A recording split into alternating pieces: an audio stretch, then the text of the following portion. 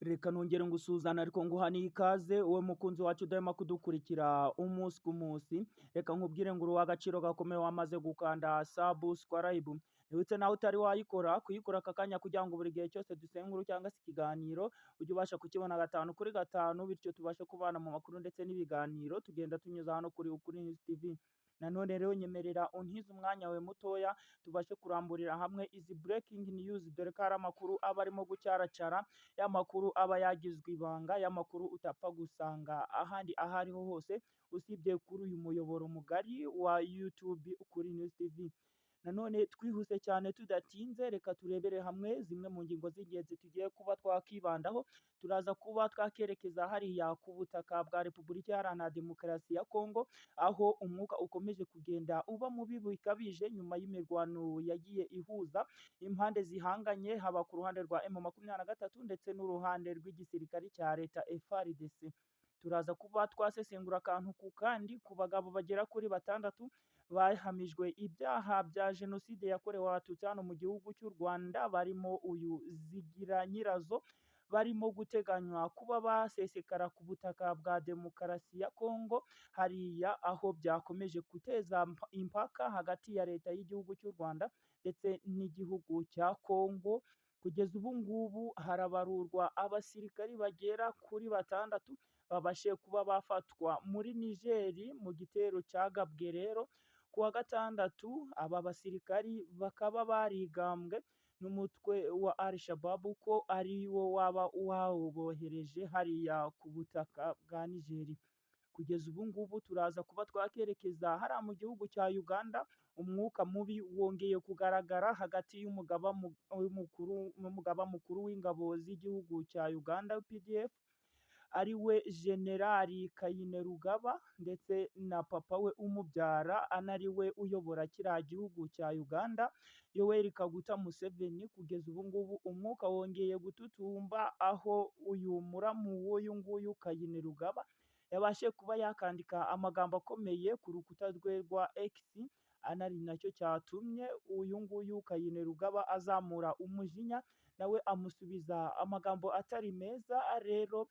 reka tuze kuba twayasesengura ndetse n'andi yose, ntujye kure. Nyabuneka niba utari wakanda subscribe yikora aka kanya kugira ngo buri gihe cyose dusebe ibiganiro tujye tubasha kubana gatanu kuri gatanu.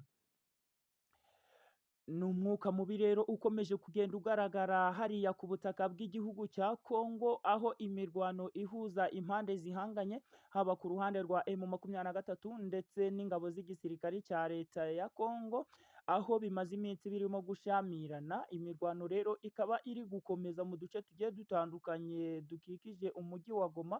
aho kugeza ubu ngubu imirwano iri kubera hariya hafi na Kibumba, mwayiriya mihanda ya Ishashaminova. Imirwano ikomeje kugenda ifata indi ntera, aho rero igitero cyabashe kuba cyagabwa n'ingabo z'iki gisirikare cya leta ya Kongo, aho kigenda gifatanya n'imitwe igiye itandukanye, harimo iyi ngiyi FDLR,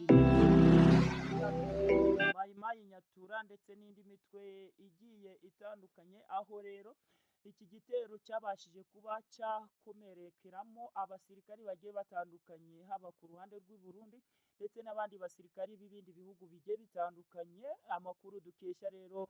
aturuka hariya muri Kongo, dukesha iradiyo Okapi, ivuga ko kugeza ubu ngubu M23 yabashije kuba yafata intwaro ziremereye ndetse n'ibibunda kabuhariwe nk'uko byatangajwe n'umuvugizi wa M23. Kugeza ubu ngubu haravugwamo ibifaru bigera kuri bitatu ndetse n'izindi mbunda z'imizinga ndetse n'amagrenade, amaroketi grenade agiye atandukanye yabashije kuba yafatwa n'iki gisirikare cya M23 rero kibyambuye iki gisirikare cya leta ya Kongo FARDC. Kugeza ubu ngubu imirwano iracyakomeje kugenda ijya mbere, harimo abari gukomeza kugenda bahasiga ubuzima abasirikari b'ibindi bihugu, dore ko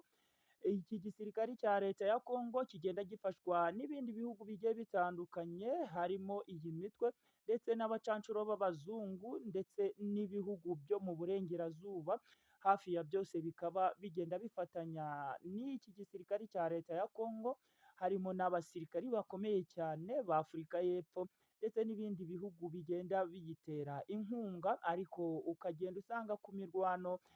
igiye itandukanye igenda ihurizwamo ibi bisirikare bibiri bihanganye, ugasanga M23 anariko ikomeza kugenda yirwanaho kinyamwuga, anariko igenda ikomeza kugenda yambura intwaro zitandukanye iki gisirikare cya leta gifatanyije n'izi nyeshyamba zigiye zitandukanye, aho rero M23 ku mirwano imaze iminsi iri kuba yagaragaje ubuhanga, aho yagiye igaragaza ko ishoboye kandi ko ishoboye kuba yakirwanaho, ndetse ko ifite ubudahangarwa n'imbaraga nyinshi cyane umuntu atapfa kuba yayikekera, dore ko nubwo ari umutwe ukorera mu mashyamba ariko ufite inzego zigiye zitandukanye, dore ko ufite igisirikare gihamye kirimo aba special force ndetse n'abakomando ndetse n'abandi basirikari basanzwe, dore ko gifite abavugizi mu bya politike ndetse no mu bya gisirikare,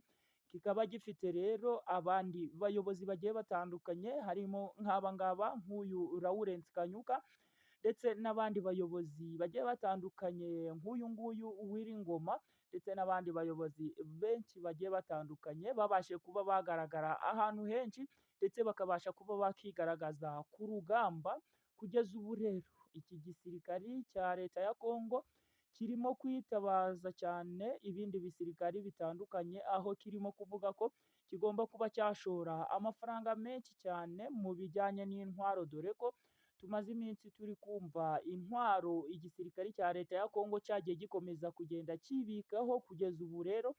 habashe kuba hamanurwa izindi drone ndetse zikabasha kuba zashyikirizwa kiriya gisirikare cya leta ya Kongo, aho izi drone ngo zifite ubudahangarwa bwo kuba zaraswa ndetse ko zifite ubushobozi bwo kuba zareba kure ndetse zikabasha kuba zamenya ahantu umwanzi ari kurusha iza mbere. Ibi rero bibaye nyuma y'uko harimo kuvugwa andi makuru, uyu nguyu nta wundi ni Zigira Nyirazo, ari we afatanyije n'abandi bagabo bagera kuri batandatu, aho leta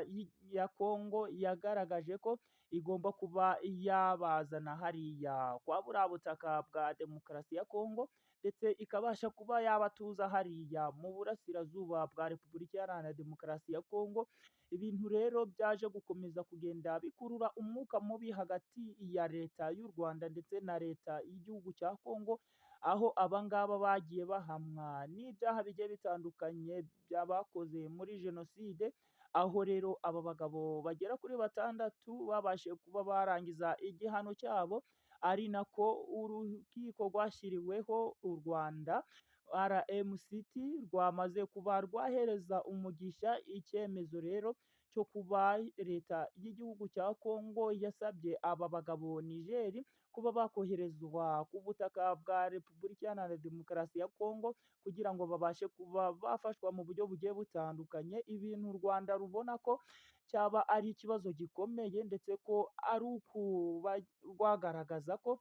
ari ikibazo gihangayikishije u Rwanda, ndetse ko uyu nguyu nta wundi ni Minisitiri w'igihugu cy'u Rwanda, aho rero yabashije kuba yagaragaza ko aba bagabo nibaramuka babashije kuba basesekara ku butaka bw'igihugu cya Kongo hagomba kuba havuka ikibazo, aho kugeza ubu ngubu uyu mutwe wa FDLR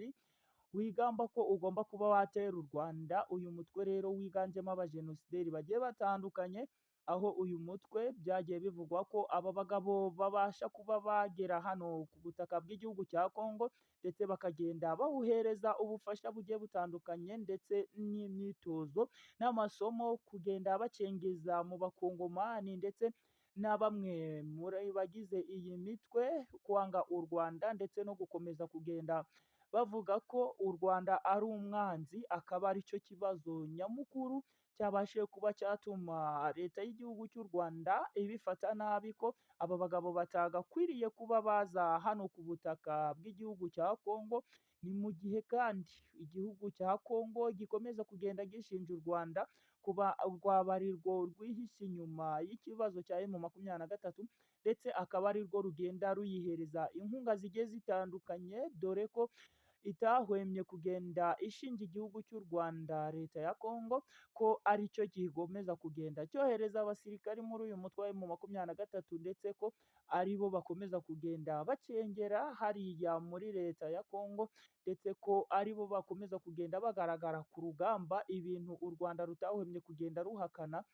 Mu bihe bitandukanye u Rwanda rwakomeje kugenda ruvuga ko nta musirikari n'umwe ndetse ko ari nta n'umuntu wabashije kuba yakinjira muri uriya mutwe wa M23 aturutse ku butaka bw'igihugu cy'u Rwanda, aho u Rwanda rwakomeje kugenda rugaragaza ko M23 ari abanyekongo ndetse ko mu gihe Kongo itari yakemura ikibazo cya M23 ntago izigera igira umutekano, ko dore ko Kongo ivuga ko aba ngaba ba M23 atari abanyekongo, ibintu bikomeza kugenda biteza umwuka mubi hagati y'ibi bihugu byombi. Reka rero tukubwire ko amakuru avugwa hariya mu gihugu cya Uganda, ni umwuka mubi wongeye gututumba hagati y'uyu umugaba mukuru w'ingabo Generali Muhoozi Kainerugaba ndetse no kuri papa we umubyara Yoweri Kaguta Museveni ari we usanzwe ayobora kiriya gihugu cya Uganda,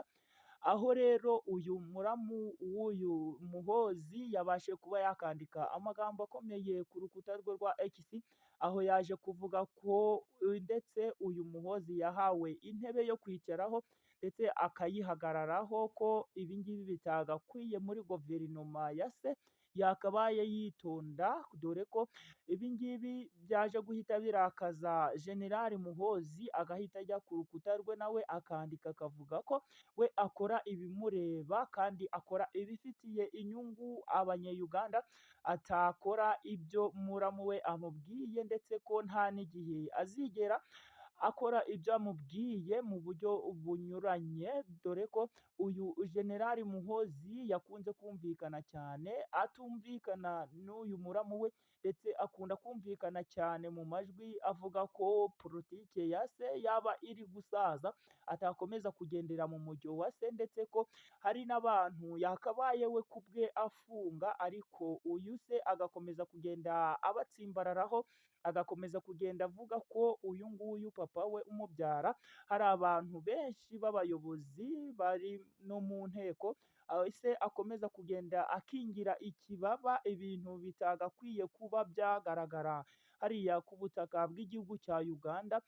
Reka tukubwire ko rero muri Niger amakuru ahavugwaho, haravugwa abasirikari bagera kuri 6 babashe kuba bafatwa n'igisirikari cya leta ya Niger.